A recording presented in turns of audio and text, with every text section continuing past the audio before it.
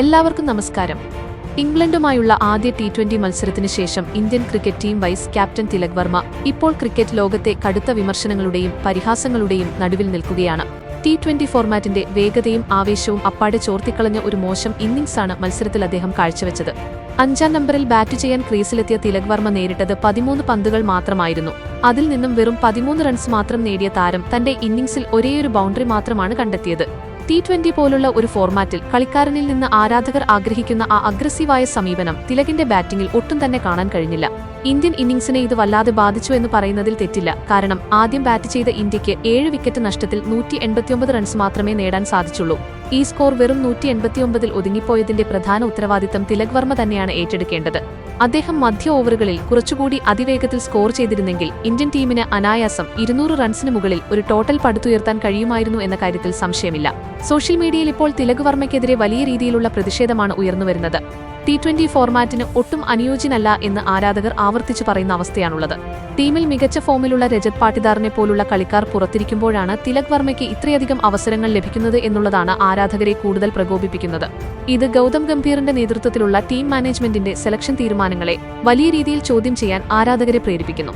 മധ്യ ഓവറുകളിൽ ടീമിന് ആവശ്യമുള്ള ആ തീവ്രതയും ആക്രമണോത്സുകതയും തിലകിന്റെ ബാറ്റിംഗിൽ കാണാൻ കഴിയുന്നില്ല എന്ന് ആരാധകർ വ്യക്തമാക്കുന്നു. 2026 വർഷത്തിൽ ഇതുവരെ തിലക് വർമ്മ അങ്ങനെയൊരു മികച്ച ഇന്നിംഗ്സ് കളിച്ചിട്ടില്ലെന്നാണ് വിമർശകർ ചൂണ്ടിക്കാട്ടുന്നത്.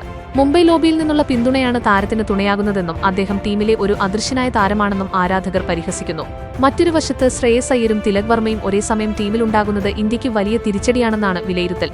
220-ന് മുകളിൽ സ്കോർ ചെയ്യേണ്ടതും എതിരാളികൾ അടിച്ചാൽ പിന്തുടരേണ്ടതുമായ ഒരു ആധുനിക T20 മത്സരത്തിൽ ഇത്തരത്തിലുള്ള ഒരു സമീപനം അംഗീകരിക്കാൻ കഴിയില്ല.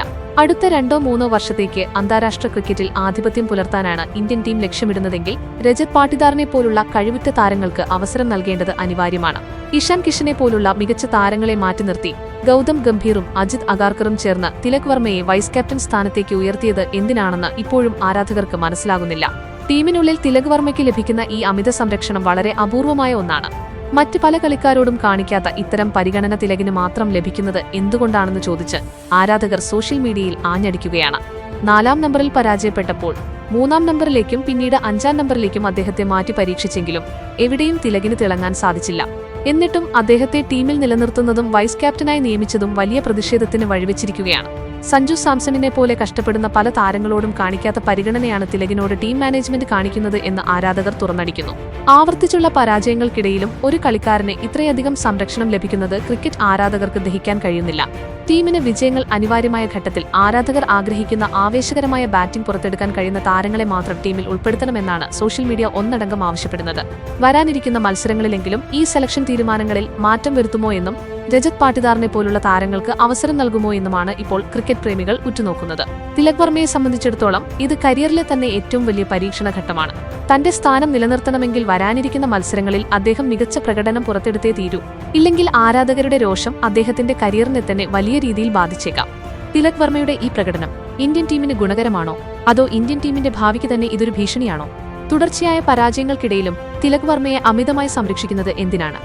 ഗൗതം ഗംഭീറിന്റെയും അജിത് അഗാർക്കറിന്റെയും ഈ തീരുമാനങ്ങൾ എവിടേക്കാണ് ടീം ഇന്ത്യയെ കൊണ്ടുപോകുന്നത്?